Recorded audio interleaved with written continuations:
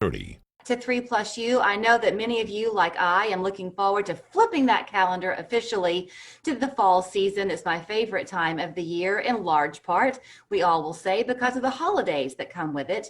This morning, I'm so happy to have our good friend Julie Baumgardner join us from First Things First, and she's saying, yep, they're coming, but they sure are going to look different this year, Julie.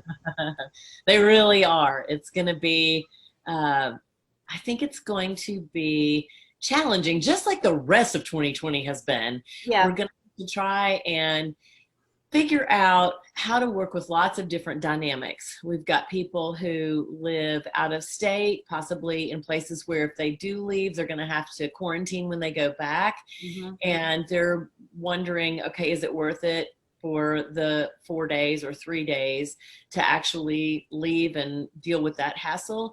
And then there's just the differing opinions that continue to surface as families get together about what one person believes, and is this right, or is this way the way to go? Masks, no masks, herd immunity, no herd immunity, just lots of things that could get in the way. And so if there was a word, I've said it before, but if there was ever a word that's been meaningful to 2020, I would say that it's grace. We're just going to have to be gracious with each other and understand that I think people are doing the very best they know how to do in a time where there is a tremendous lack of information, and we just don't know the best way to go. So, okay, my family nature, my brothers and I, we grew up playing devil's advocate. So the whole idea was that you would pick somebody would say that the moms behind you are beautiful, and somebody else might say, I bet that she bought them 3 days ago, and then they'd flip the argument.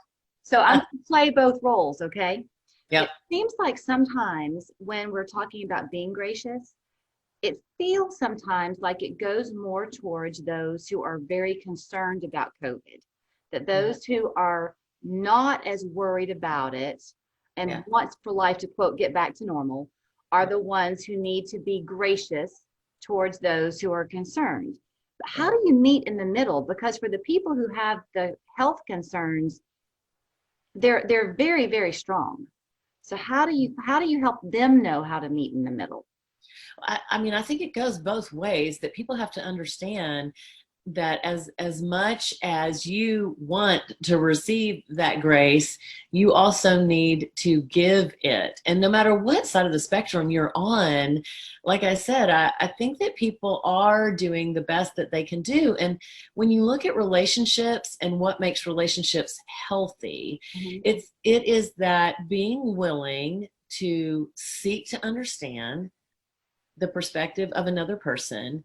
And instead of saying you're wrong, saying that's interesting, tell me more about that. Or saying that's interesting, here's what I've heard. So the art of civil discourse would benefit families tremendously right now. Just understanding that if it's all about having the last word and it's all about being right, then you have to ask yourself the question, do you value being right or having the last word more than you value being in relationship with these people that you refer to as family?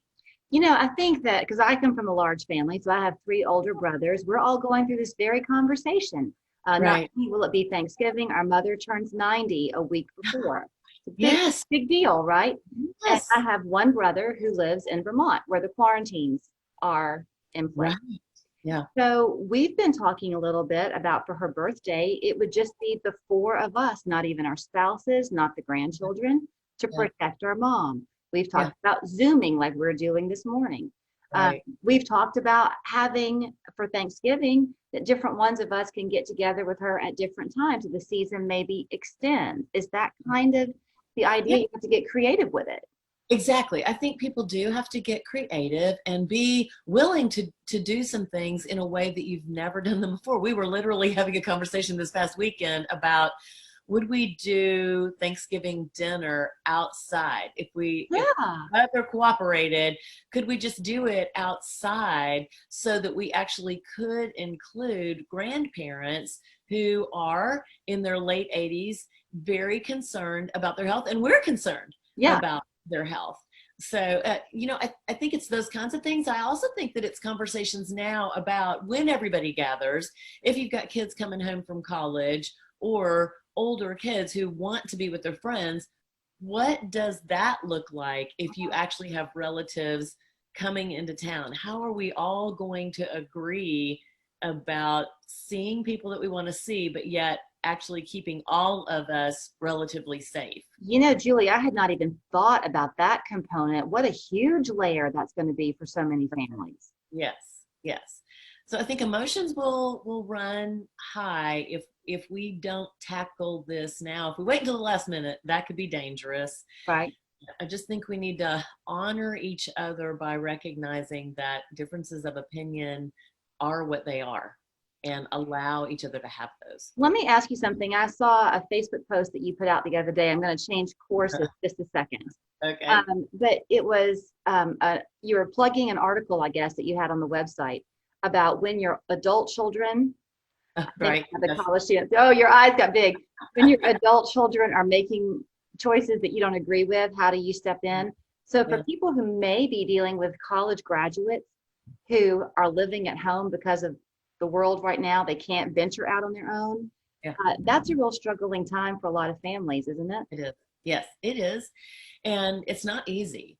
But you have to start somewhere with that, because what happens in my experience in talking with families is that kids come home because they need to come home. This happened in 2008, 2009 when everything went insane.